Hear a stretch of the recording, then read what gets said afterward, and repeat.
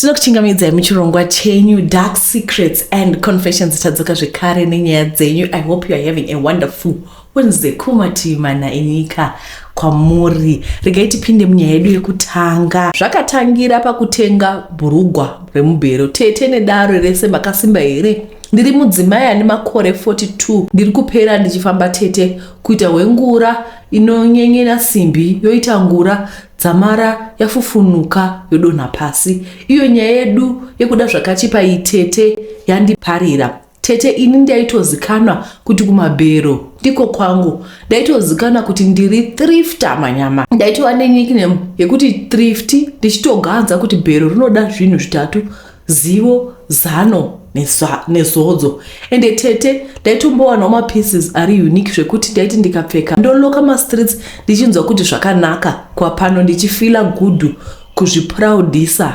chaiko. Chakauya tete, mwana wehama, hanzi wavingei. Mugona makore ese aya ndiri thrift ndave nepolicy kuti handipfeki underwear yemubhero. Angava mabhiskiti ekurongedzera vasikana mabhodhi kana kuti mabra, chero zvivharangozi, mafood cover, mabhurugwa ndave ndisingapfeki tete, ndichizvidza kuti zvinhu izvi zviri intimate and private. Regai zvichinzi zvinovhara maprivate parts, ndaive ndisingabati. Ndaitosarudza kutengawo iwo maFong Kong made in China, chero asina kusimba. Ndaitosarudza kuhodha dozen ndichiwacha anenge asharuka ndichireplace ndingodaro tete. Umwe musi hangu ndichitobva kumaso angu ndione hai pachikona pane chitsama chevanhu vakaungana vari kuita kubvutidzana zvinhu tete. Imi munongozivawo kuti ziso hariguti. Ndakati regai ndimboona hangu kuti chii chiri kutora nzvimbo pamwe chete nekufadza meso. Wanikwe maiwe paita mondo yezvivharangozi. Ndakangobata one ndokuona paquality apa inyama last tete, cream mukaka, nyama last yezvivharangozi tete. Zviya zvekuti handipfeki underwear yemubhero zvichafungwa nani.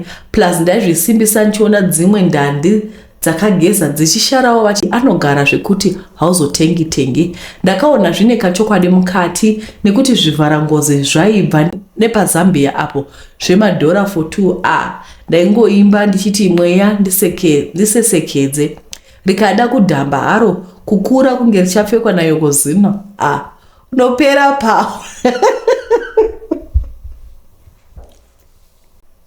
Saka nokudaro ndakangosharawo mafood cover angu matatu ainge achiri kuzvinzwa shuga. Dzimwe ndandi dzakageza dzikati unovacha woisa pazuva kana oma woaina zvako kuuraya bacteria rinenge rava bho. Zvese zvinenge zvaringana. Ndakaenda kumba, handiti tete, ndaive ndasimbiswa nemacousins angu, plus yaiva first time yangu. Ndaive excited and nervous at the same time. Excited kuti ndaive ndawana zvivharangozi zvangu quality zvataipfeka kare, quality maFong Kong asati azara mastreet. Nervous kuti ndiko kwatazosvika here senyika kupfekwa used underwear. Ndiko here kwandasvika as an individual kuti ndava kupfeka food cover yakambokavhawo pachikiti cheumwe. Ndakaona kuti I was overthinking. Ndikanoboilisa mvura yangu inopisa, kwava kuisa mbucket zvivarangozi zviya, kwava kumbozvisoka, kwava kutora chigodo chesipo kuwacha with care. Ndapedza kwava kudzumburudza zvakanaka zvinenge, kwava kumayanika paline akaswera achitsva nezuva. Ko ndaigotya kuti anoonekwa nani. Indaingoswera ndega pamba pave nezijurawo nereza waya. Saka zvekuti munhu angapinda akashinwa zvivharangozi zvangu was out of the picture. Food cover dzangu dzakaoma tete. Ndikagara pasi ndikanyatsoti aina neiron corner to corner kusvika ndava satisfied kuti hapana kusina kusvika iron. Ndaida kuzopfeka mangwana ndichienda kutown. Ko confidence dzaiva boosted ka. Ndageza ndakwesha ndapfeka food cover yangu nyowani tete, ndopinda mukombi ndoita business rangu randanga ndafambira mutown. Asi tete ndiri mutown ndaingova nefeeling yekuti pane chinhu chiri kufamba mumurogwa mangu. Ndiende kutoilet kunotarisa dololo aikaka. Saka zvaiva mupfungwa dzangu yaiva fiyeka sechinhu chandainge ndisati ndamboita chikuriro changu chese. Ndakasvika kumba hangu, upenyu ndokuenderera mberi. Papera anenge mavhiki maviri, feeling yaye kunzwa senge ndiri kufambwa nechinhu kusikarudzi yakadzoka. Ndakanotarisa mutoilet ndokuona zvechokwadi pane something chinoita kunge chine muswe chiri kusikarudzi kangu. Ndakazama kuda kuchidhonza kuti chibude, asi the more I tried the more chichifamba chichinzvenga. Ndakabongomora mhere yaityisa Fani ndiri mutoilet zvekuti vana vangu vakashaya kuti vondinyaradza sei. Ndakaenda kwachiremba vakavabha food because they'd never seen anything like that before. Kwaiva kutanga. Ndakatutirwa ma-antibiotics type netype, asi zvakakona n'anga murapwa achida. Zvanga zvisina explanation tete, zvekuti zvangu zvaitoda medical case study kuti vaone kuti ningabatsirika sei.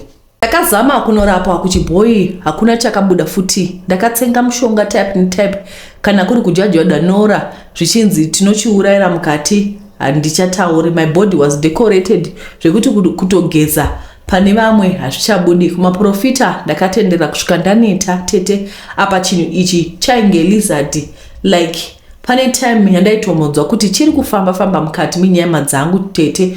Chokwadi chose chakazonobuda ndaenda kune imwe crusade kwaiva netopic yekuti divorcing spirits. Pastor vakaparidza kuti maspirits anopinda mbodi yemunhu nenzira dzakasiyana-siyana. Sermon iyi yaita senge yakagadzirwa ini kuti pane zvimwe zvinhu zviri intimate and private zvisingangofaniri kuti vanhu vasheye nokuti panova kuchinjana kwemweya yakashata. Vakataura kuti kuona pornography chaiko kunoita kuti mweya wako uve open kuma spiritual attacks. Kupfekedzana zvinhu zvakaita semabhurugwa nemabra zviri intimate unokakatana nezvinhu zvausina zera nazvo nokuti chinhu ichi chiri personal zvakanyanya. Instantly tete ndakabva ndaziva source of my problem, asi musi uyu ndakawanirwa nyasha. Prophecy kaburuka yakanangana neni kuti ndaitambudzwa nechinhu chandakatsvaka ndega nokuda kuzviita thrift queen. Pastor vakanyatsorondedzera story yangu senge vaivepo pandaitenga zvivharangozi izvi. Vakati original wearer wepaint was into sorcery. Kuvarungu zvitoriko zveuroyi. Saka original wearer uyu aishandisa lizard like creature kuterrorize my enemies ake. Saka pakafa sorcerer uyu, mabelongings ake especially personal and intimate belongings aifanirwa kudestroya. Kuuraya link yaivapo ine kusaziva. Ndaienda kakatana nezvinhu zvandainge ndisingazivi nokuti paanosvika ari mabhero aya paya unomboziva country of origin, unonzwa musoro. Saka sorcerer uyu aiva wepi? Colombia, Haiti, Peru, Nicaragua, Canada, Indonesia. Unonzwa musoro kana ugodemba chaunga uchaitira thrift. Izvo zvinyowani zvakati bayai vanhu. Ndakazonamatirwa pakatoita mushandira pamwe wekundinamatira tete pacrusade apa. Ndipo pandakanzwa kuti pane chinoda kubuda. Tete pakadonha kanhu kanenge dzvini asiko kari transparent zvekuti waitoona tumaveins twaifamba mukati. Skin yacho kunge glass. It was scary. It was a scary sight shame. Ndakazvifunga ndinomerera. Kakrichi aka kakazopiswa muchechi and was delivered and set free from foreign demons. Ndichisvika kumba ndakatora mafood cover ese second hand ndikapisa. The experience was traumatic tete, asi ndakadzidzawo zvangu zvakawanda from experience yangu. Iko zvino whether ihembe is new or old ndombotanga ndainamatira ndichita cast away mademons ese or anything evil associated with hembe idzi. Tete handisi kuti vanhu vasathrifta, no. Endai chaizvo paPedgas, asi pray over anything chawatenga kudzinga mweya associated with mupfeki wekutanga. Handima wati ndakadai ngatoita kuchibatirira kudai ndikati nhasi zvangu. Zvinotyisa. Zvinotyisa ndo zvandingangotaura. Hello tete, makasimba here ndauya pano kuda ndingawanawo rubatsiro maererano nesituation yandiri. Handingati ndiri kugara kuSaudi Arabia tete, asi ndiri kurarama muutapwa hwakaomarara ndichishanda sedhongi, handina zororo. Zuva rinobuda rigovira ndakangomira. Makumbo angu ava kugara achipisa uye ava kubaya setsono pasi apa ari marwadzo oga tete. Asi tete handina kuzviunzwa ndoga kuno. Ndakatoitawo zvekutsvaka basa through imwe agent yaitsvakira vanhu mabasa. Ndakajoinawo group rake reWhatsApp raisawo maupdates emaclients ake aitsvaka manani kana kuti mahouse help. Iniwo tete ndaingowa madhumbe pane umwe mukadzi aishanda mucancel aibhadhara hake semakwanisiro aiita, asi mari dzacho dzakange dzonetsa kubuda kubasa kwavo, saka umwe mwedzi aiwana half, umwe mwedzi quarter, kwete kuti aindijuta asi ndiwo mamiriro ainge akaita nyika. Gurupu raCharity aiposta mabasa zuva rega rega. Saka aiti kana uine basa rawafarira waenda kuinbox kwake unotaura nyaya yako. Saka Charity akaposta kuti aingawana client yaida housekeeper salary 900 USD. Handina umbomira kuti ndombofunga nokuti ndakacalculate maths dzangu ndikaona ku 900 ichindisvitsa parefu. Apa painzi hapana rent nokuti unenge uchigara nemhuri iyi. Ndakafungawo kuti ari kuwana 900 muno ndiani, ndikaona maissues angu mazhinji asolveka.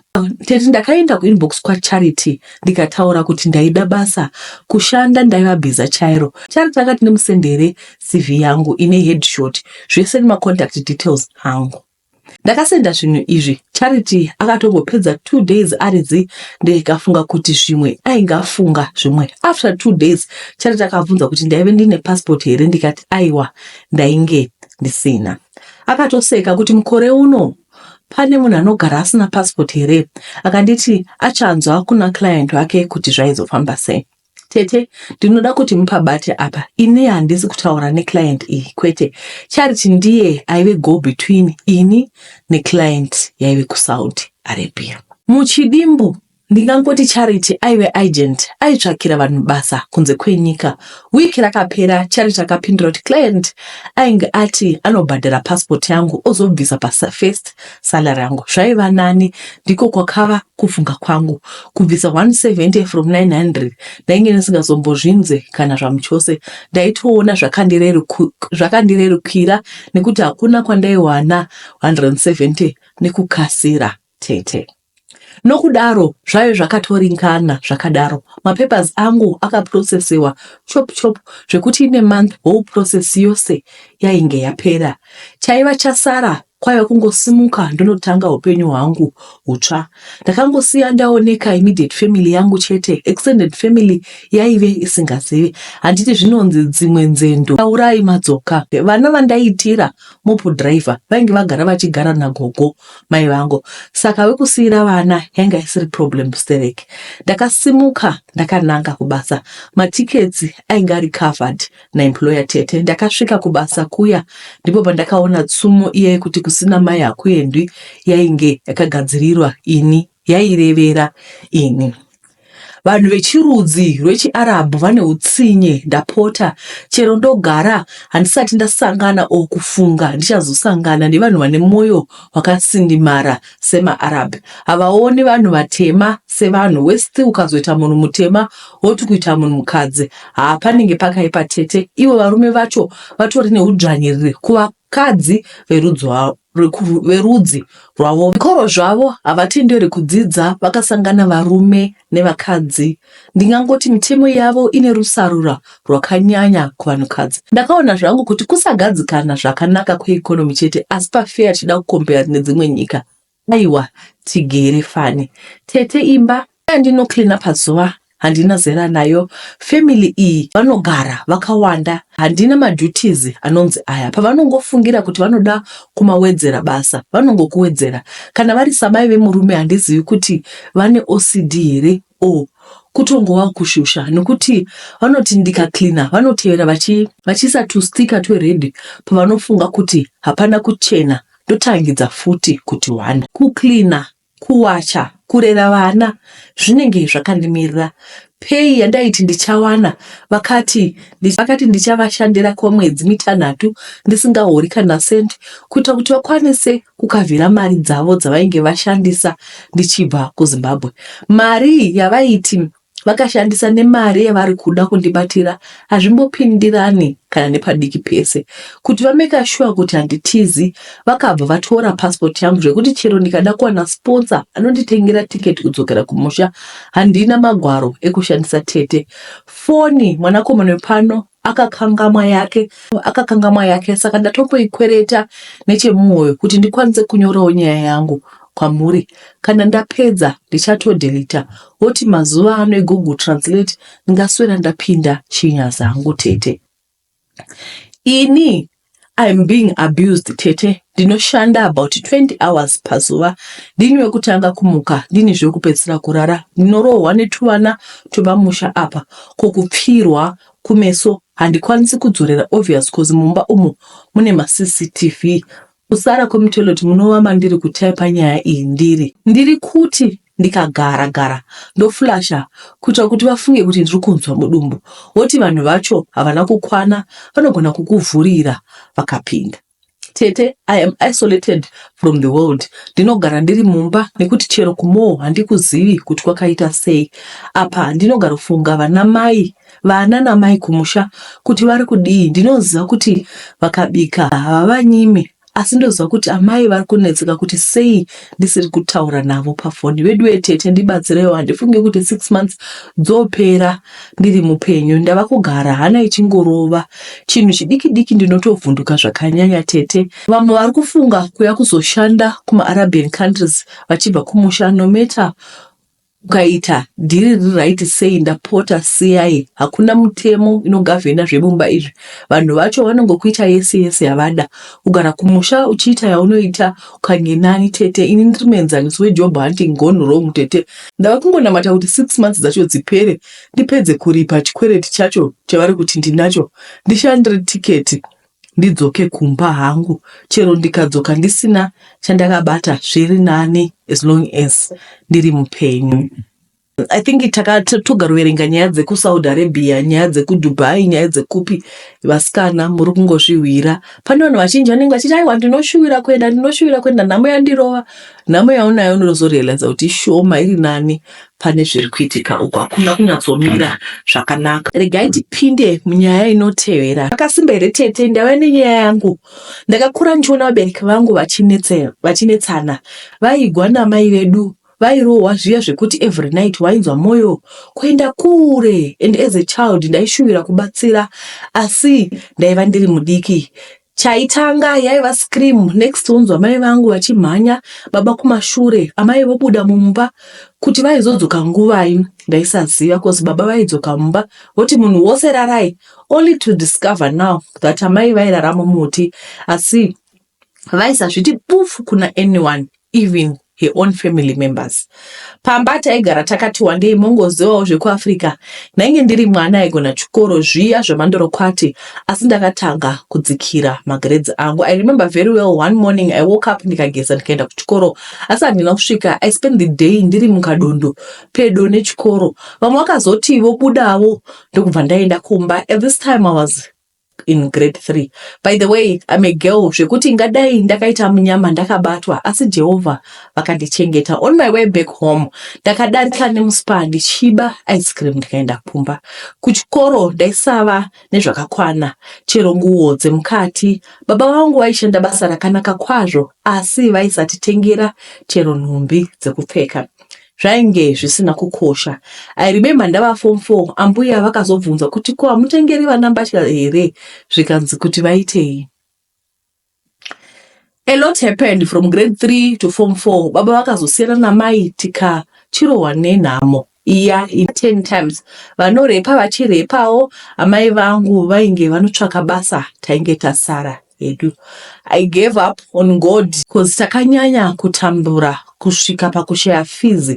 Ndikanyora tsamba kuchechi ndichikumbirawo help, asi tsamba yakadzoswa kumba kwedu ndikaitwa chiseko pasangano. I was just a child trying to go to school. Ndiko kuya kujoni kwandakaita, asi ndaiziva kuti I was not God's favorite child. Mwari aisava nebesa neni. Ndakatanga kurarama upenyu ndichiita zvakashata. I found comfort mukudanana nevarume vahombe nekurara navo. My relationship acho aisalasta, and ndainge ndisina hanya nazvo cause all I wanted was love, and I would get out of these relationships and move to the next. Most of these men were married and I would have unprotected sex. Kana shungu. Life was ruthless. Kuita zvakanaka or not, zvaisabhadhara kugona chikoro or not upenyu hwacho hwaiva semufanana. So why suffer? Let me enjoy hangu. The only time I would have peace was kana ndiine varume ava. I loved it because it would console me and comfort me. Kudya bota became my hiding place, my comfort zone, the only thing that made sense and the only time yandainzwa kupombonoka. The rest, no matter how much I tried, hapana zvaibuda. Kufa kana kurarama zvainge zvakafanana. Ndakamboda nerimwe zimuNigerian raingorara neni ndiri kumazuva, asi ndainzwa imwe weird feeling. I didn't care. I gave up on life. Kuti zvichazodii, I didn't care. God never loved me from birth. Baba wedu raiva zigringo and all those years he never called kuti vanzwe kuti ndiri sei. Asi Mwari vakandichengeta, vakandirwira. Handina kubata HIV, not even one day. I ask myself kuti how come? Ndikada kuverenga vanhu vandakarara navo vanodarika 20, asi HIV handina, ende vese ava ndaisashandirasa butiro, and I didn't care. Ndakangwara here kwete, dzingori nyasha pari zvino ndatovewo neupenyu husina vazhinji, asi ndichitarisa kumashure ndinoona kubata kwaMwari. Ndatovewo munhu anonamata, anotokumbirawo kuna Mwari achinzwika. Nditoriwo munhu pavanhu. Mwari vakanditira ngoni, ende Mwari vanoregerera. Ndakasvika pakuzvibvunza kuti why am I doing this and for how long will I keep on doing this to myself? Ndaipedza shift kuma 3 am ndofamba ndega kubva kubasa, pana kana umwe aindibata. Mwari vaifamba neni. I saw his hand in my life. I just want to encourage one person anoti Mwari vamurasa. It's just a season. Zvinodarika. God is a God of love. Hapana chisingaperi. Hold on. All right. So from this nyaya unoona kuti kana pakashaikwa rudo kumba Mwari ngatibatsire, because it's not easy also for as parents, because right now I know kuti it's not easy. You'll be going through pakashaikwa rudo, vabereki vakagara vachigwa zvinoaffecta vana, ende kazhinji kacho vabereki vanenge vachiti moda kupindira nyaya dzevabereki, mune musingadombopindiri, but zvinokuaffecta because you are the audience ikona vanhu vanogwa every day. Zvinokuaffecta magrades. You are staying with this monster anorova. Saka what are you supposed to feel? Zvinoita kuti mwana aite truants. Inonzi truants, kuvanda chikoro chashiya munhu musikana, munhu anoda chikoro anogona, asi akasvika pakuvanda, because I don't know chinenge chichi, handisi psychologist zvangu, handizi zvinenge zvichiitika musoro. Mungatiudza vanoita psychology kuti chii chinenge chiitika musoro. Mwana anoita truants, mwana anoita rebellious, mwana anosvika pakuba. You'll be trying to console yourself. Mwana anosvika pakuvata nevarume vahombe, and it brings comfort, it brings happiness, you know. Varume vacho vanenge vachitoteka advantage for their personal gain, vasingazivi kuti munhu vari kudhila naye mugwere. Zvakaoma. I hope kuti as parents who are watching this, you are learning. Regai tipinde munyaya inotevera. Makasimba here tete nemacousins angu anofambidzana nevarume veganda rechichena o vakaroorwa nevarume vachena. Gadhaiye ndimbochema nekubvunza kuti zvandiri kusangana nazvo mumereji yangu ndizvo here kana kuti ndiri kuabuswa. All in the name of Mrs. Ndakasangana nateam ndaenda kuholiday kuZanzibar. Ndainge ndabva mumereji yaivava yaikontroliwa nema-in-laws vachikutsvakira mhosva pane chose chaunenge waita. Saka ndakaona kuti kange mbeu kurima kwandikuona ndiye sunge mitundu yangu, ndakadzoka kumba. Saka pandakasangana nateam ndiri kuholiday kuZanzibar, ndakati hamuchiona kaMwari, for my shame you have given me my honor. Beki vaya vaiseka vachiti ndaiva return soldier, vaizosara zviso zvavo zvine mazai. Team aiva chizvarwa chemunyika yaMambo Charles, born and bred there. Saka ainge ambouyawo kuzofurwa nemhepo ari paholiday. Ndipo patakasangana hana dzedu dzikaroverana, holiday yakazosara yopera, ndadonyura murudo nechekare. Team akadzokera kunyika kwake, iniwo ndikadzoka kwasadza. Takaramba zvedu tichitaura pafoni, rudo ruchitsva. Team ndipo paakazoita decision yekuti aida kuti ndive Mrs. Hehe, ndakafara chose. Ndikamutsanangurira tsika dzedu, cows dzikatoita come home, zvikanyaradza mahaters tete. Ndakaitirwa mapapers angu, ndikashandisa spousal visa, ndikatevera nemwana wangu kunotanga upenyu hunyowani. To the outside world, he was the perfect man. Even kuma pictures were picture perfect tete, asi deep down pane imwe behavior inoita na team yandisingakwanisi uye yandisinganzwisisi. Team anoti kana tiri panguva yebonde anongoda nekumanyowa nguva dzose toti ini hangu zvinhu izvi zviri strange kwandiri, hazviko mukati metsika dzedu uye tanga takawirirana kuti tichazozvara mwana wedu umwe chete. Manje mwana wacho anozvarwa seiko zvinhu zvichiita kudai, kuti murume uyu haasi gay here? Zvinhu zviri kuitika hazvina kunaka. Makazeni angu ndiwo maitiro evarungu here? Ondini ndiri kudhipisa pfungwa zvakanyanya. Saka ndauyawo pano tete, zvimwe makazeni angu angandiudzawo kuti vari kusangana nazvo here. Ndingadai ndakasiya marriage iyi kare, asi kana wakambosiya yekutanga ukasiya yeperi zve, handizonzi ndine mweya yedzinza isingadi kuti ndigare mumba here tete. Munoziva tete, vanhu havazonzwisisi kana ungoramba usiya imba, asi kutaura chokwadi mafetishi atimu andikona ini. Makazeni ndosiya here upenyu hwekuchando, ndodzoka here kwasadza, ondoshinga hangu ndichisangana hangu nemashura akadai. Naye makazeni ndikada kuenda kupolisi ndinoripota nditi kudii, inofolanda chiimo zvai oro ndiwo maitiro avo varungu. Dai muri makazeni angu maitawo sei pakadai? Ndosiya mukana wekuva munyika yamambocharisi uye chizvaro chemuno, oro ndodzoka hangu kwasadza ndoita hangu return soldier ruviri. Dai muri imi hama dzangu maidii, mugoona vanhu vari kutoti Tavonga azogarika, akatorwa nemurungu. Hapana kugarika kwandinako ini tete, zviri kurwadza izvi. Asiwo ndikafunga mwana wangu nemaopportunities achavhurika nekuva mugari wekuno, ndiri kupera power. Decision yacho iri tough. Ndioneseiwo hama dzangu. I think pakadai so handiti vadoroorana here. Unozogara kandi ndinoziva vanhu vekuti vakadoinda vari maspouse vakachata, things didn't work out, vakasiya vanogara ikoko. Unongozosiyawo, you don't have to announce it. Unongosiya ungoendera mberi noupenyu kana uchiona kuti zvinenge zvichikukunda. Unongogara kaikoko kuitira kuti mwana wako awane upenyu hwakadi hwakanaka. Handizivi kuti imi munozvionawo sei. Regai tipinde munyaya inotevera. Makasimba here tete nevedare rose vari pano. Ini ndakagurwa kunorira nemwana wasikana wangu aive nemakore 16. Liya mwanasikana wangu aidambura chikoro zvekuti taitoziva kuti akaramba kachinga nemabhuku upenyu hwake hwakajeka tete. Kuchechi aiva an exemplary child tete, asi ini hangu handizivi ndakatadza papi, nekuti ina baba vake taizama chose nepataigona napo kuti mwana uyu awane upenyu huri comfortable, asi zvinenge zvakakona. Pane magweta ari pano kuti angatibatsirawo here panyaya iyi. Liya akaita pambiri ane makore 16. Tete atori mwana wechikoro. Ndakabaikana pamoyo nokuti ndaiona kuti mwana uyu ari kuzvikanganisira future yake. Liya aiva mwana akangwara, akadzikamira, andaidada naye. Regai zvinzi mbwanyoro ndidzo tsengi dzamatowo. Liya akandipedza strong. Nhumbu yake handina kukurumidza kuiona tete, chero kurutsa chaiko handina kumboona, not even one single day zvaro.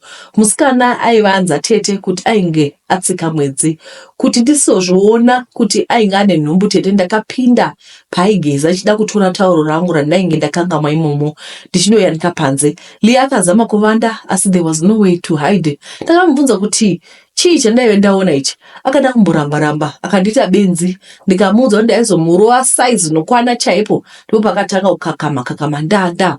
Ndakafonera tete vake kuti vasvike kumba. Musiwo ndakatomurovhesa kuchikoro kuti tiwane kuonesana natete nyaya. Munhu anoita mukomana at 16 anomudii naye tete. Nguva yatakakura zvaive zvisiko izvi. Wairohwa ukati baba. Tete vake vakagara pasi naLiya vakamubvunza kuti munhu ainge aita izvi aive ani uye aigarepi. Liya akatsanangura kuti Thomas aishanda patuckshop. Aiva nemakore 25 uye aigara nasisi vake nemukwasha. Unopera power chokwadi tete. Mwana umitisirwa mabhiskits nemalolipop zvinhu zvaanowana kumba. Baba vaLeah vakaziswa natete kuti mwana aingashata azvimbirwa nenyemba. Baba Leah vakadya rukwenzi, vakati Thomas aiva committed statutory rape nekusangana nemwana pabonde ari pasi pegumi nemasere 18. Mutemo wenyika wainge usingatitenderi izvozvo nekuti Leah anenge achinzi mwana pamutemo asati ava kugona kuzvifungira, saka nyaya iyi yaifanirwa kunoripotwa kumapurisa iitwe police case.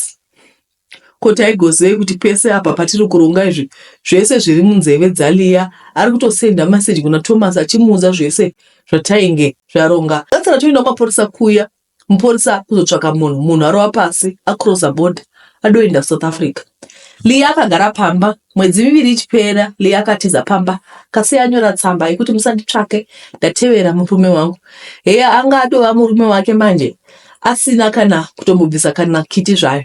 Mwana ane 16 years ava kutogara nemurume. Tete ndakambobatikana chaizvo asi ndakazosimbiswa nemavakidzani neveukama vachiti aita chake ndihwo umbarume. Upenyu hwaizomudzidzisa malessons anorwadza. Ndakagara ndisingazivi kuti mwana aripi oro ari kurarama sei.